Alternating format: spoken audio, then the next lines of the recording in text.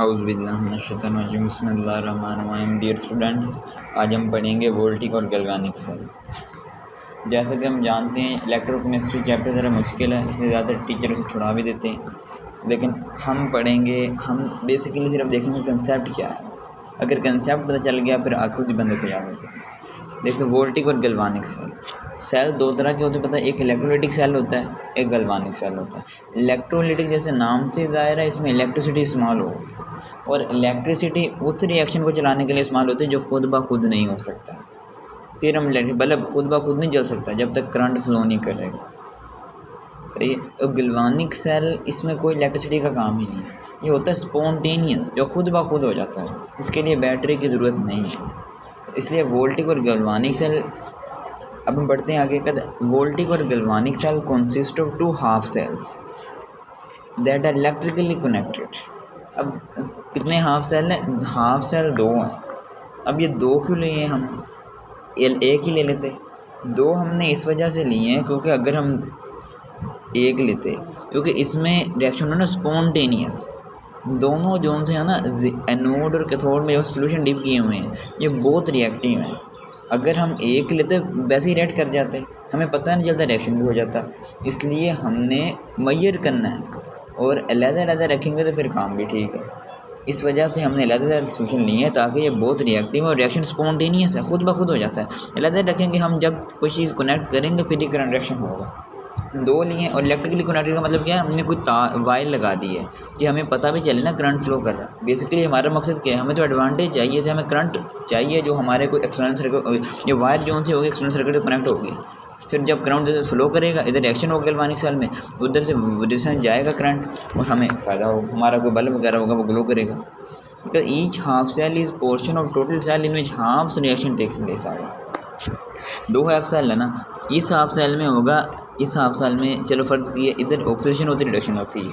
मतलब एक में टोटल रिडॉक्स रिएक्शन होता है ना, वो दो काम होता है, एक में ऑक्सीडेशन एक में रिडक्शन। मतलब एक में आधा काम हो रहा है, दूसरे में आधा काम हो रहा है। एक में ऑक्सीडेशन एक में रिडक्शन आ गई। ये कहाँ बात कर रहा है कि दोनों में हाफ रिडक्शन हो गया। The left hand cell consist of strip of zinc metal dipped in 1 mole solution of zinc sulphate. कहते लेफ्ट वाली साइड में ना जिंक एनोड जिंक है, ये वाला ये नोड, और इसको जिंक सल्फेट सोल्यूशन में डिप किया हुआ। अब ये बात सोचने वाली है कि जिंक सोल्यूशन में डिप क्यों किया है? ये बात है ना ज़रा, कि हम किसी और में डिप कर देते। ये इसलिए है क्योंकि अब ये हमें पता है रिएक्शन होना स्पॉन्टेनियस, खुद ब खुद रिएक्शन होना है। हमें ये नहीं पता, मतलब इलेक्ट्रोलाइटिक सेल में हम जिससे पॉजिटिव टर्मिनल कनेक्ट कर दिया वही एनोड है, ऑक्सीजन उस पर ही होनी है, लेकिन इसमें हमें नहीं पता कि किस पे ऑक्सीडेशन होनी, किस पे रिडक्शन होनी है।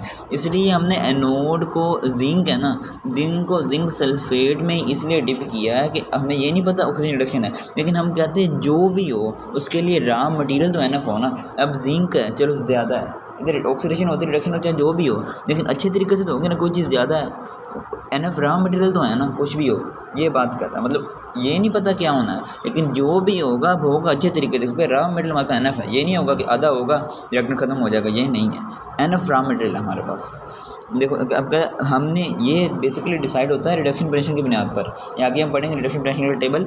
जोन सी चीज़ ऊपर हो, और मेटल रिडक्शन पोटेंशियल में जो सी मेटल ऊपर होती है ना वो ज़्यादा रिएक्टिव होती है, सही है। अब जिंक और कॉपर में जिंक का रिडक्शन पोटेंशियल कम, और मेटल जिसका रिडक्शन पोटेंशियल कम होता है वो ज़्यादा रिएक्टिव होती है, सही है। अब जिंक का रिडक्शन पोटेंशियल है कम, तो मेटल है जिसका कम वो ज़्यादा रिएक्टिव। तो ज़्यादा रिएक्टिव मतलब क्या है? मेटल इजीली इलेक्ट्रॉन डोनेट कर देगी। अब जिंक है इधर एनोड के ऊपर, इलेक्ट्रॉन दे के इलेक्ट्रॉन रिलीज़ कर देगा, खुद सोल्यूशन में आ जाएगा, खुद सोल्यूशन में आ गया Zn2 पॉजिटिव की शक्ल में। इलेक्ट्रॉन ऊपर है कि एनोड पे नेगेटिव चार्ज जमा हो रहे हैं, जिंक जो इलेक्ट्रॉन लूज़ करके ऐसे ज़्यादा सोल्यूशन में आ रहा है। मतलब एनोड के ऊपर, इलेक्ट्रोड के ऊपर कौन सा चार्ज आ रहा है? इलेक्ट्रोड पे नेगेटिव जमा हो रहे हैं ना, ऐड हो रहे हैं नेगेटिव, मतलब इलेक्ट्रोड पे नेगेटिव ऐड हो रहे हैं, लेकिन पॉजिटिव आयन सोल्यूशन में जा रहे हैं तो सोल्यूशन पे पॉजिटिव चार्ज आ रहा है ना बात ज़रा। मतलब इलेक्ट्रोड पे नेगेटिव चार्ज आ गया। अब इसने इलेक्ट्रोड, अब इलेक्ट्रॉन इधर आ गए। अब इलेक्ट्रॉन इलेक्ट्रोड में है, हम कहते हैं इलेक्ट्रॉन जो, अब एक सोल्यूशन की बात हो गई, मतलब यहाँ क्या हो रही है? ऑक्सीडेशन हो रही है। कि right half cell is copper metal strip that dip. अब देखो राइट हाफ में क्या था? कॉपर का, उसको कॉपर सोल्यूशन में डिप किया है। इसको कॉपर में ऑक्सीजन किया। अब हमें ये तो पता चल गया जिंक पे क्या हो रही है, ऑक्सीजन हो रही है, रिडक्शन होगी कॉपर पे। अब राइट हैंड साइड पे कॉपर है, उसको कॉपर सल्फेट सोच में हमने डिप किया हुआ। अब ये बात हमें पता चल गई कॉपर सल्फेट में क्यों डिप किया है, ओके। अब पता है रिडक्शन होनी है इधर, ओके। जिंक पे ऑक्सीडेशन हो रही है, दूसरे पे रिडक्शन होगी। अब कॉपर सल्फेट में डिप किया तो अच्छी तरीके से होगी, मतलब रॉ मटेरियल NF होगा हमारे पास। अब कहता है अब आगे बात करेगा हमने इन दोनों को इकट्ठा क्यों नहीं रखा। अब पता है स्पॉन्टेनियस हुआ, कोई बैटरी कनेक्ट की हमने नहीं, सिर्फ एक्सटर्नल वायर कनेक्ट की के करंट फ्लो करेगा, खुद ब खुद जनरेट होगी तो हमें पता चल जाएगा कोई हमारा एडवांटेज होगा। तो बल्ब लगाया होगा वो ग्लो करना शुरू कर देगा। If the solutions were to mix direct chemical reaction will destroy the half cell. अगर इनको मिक्स कर देते तो direct chemical reaction half cell को डिस्ट्रॉय कर देता, फिर तो काम ख़राब हो जाता, इसलिए हमने इनको मिक्स नहीं किया। The salt bridge contain an aqueous solution of potassium dichloride in zinc solution। अब कहते हैं साल्ट ब्रिज हमने क्यों कनेक्ट किया हुआ है। अब देखो ज़रा गौर से, जैसे जैसे zinc tend to lose electron more readily than copper. खिचड़ी खा लूँगा।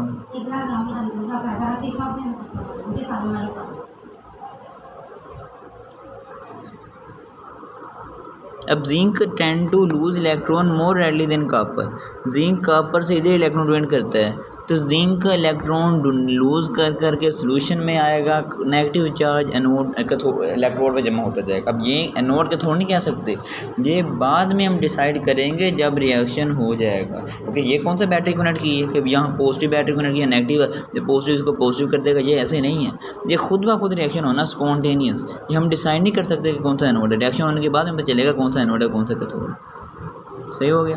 तो बात कहता है जिंक ने इलेक्ट्रॉन डोनेट कर दिए and takes a negative charge relative to copper electrode. अब इलेक्ट्रोड पता है ना, इलेक्ट्रॉन कॉपर इलेक्ट्रोड में है और जिंक सोल्यूशन में है, मतलब इलेक्ट्रोड पे कौन सा चार्ज आ रहा है, negative with respect to copper.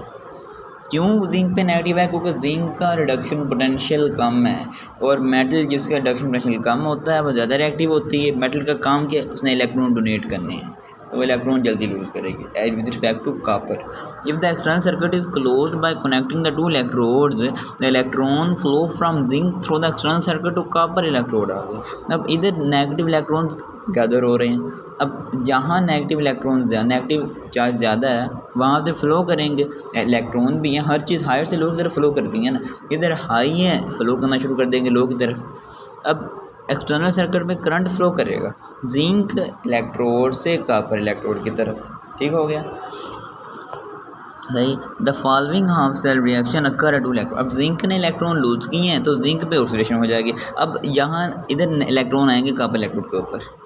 अब इलेक्ट्रॉन हैं कॉपर सल्फेट में से, कॉपर वो सल्फेट है, वो कॉपर आयन भी, वो कौन सा सल्फेट आयन की शक्ल में पड़ा हुआ है, वो कॉपर आयन भी है सल्फेट आयन भी है। कॉपर आयन चले जाते हैं इलेक्ट्रोड के ऊपर, इलेक्ट्रॉन लेते हैं वही डिपॉजिट हो जाते हैं, मतलब वहाँ रिडक्शन हो गई।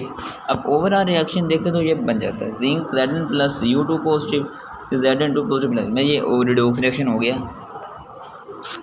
जिंक पे ऑक्सीडेशन, कॉपर पे रिडक्शन होगा। अब ये बात कर रहा, ये आगे हम पढ़ेंगे सॉल्ट ब्रिज का फंक्शन। अब तक के लिए बस इतना ही ठीक है। मज़ीद वीडियोस के लिए हमारे चैनल को सब्सक्राइब करें। Thank you very much.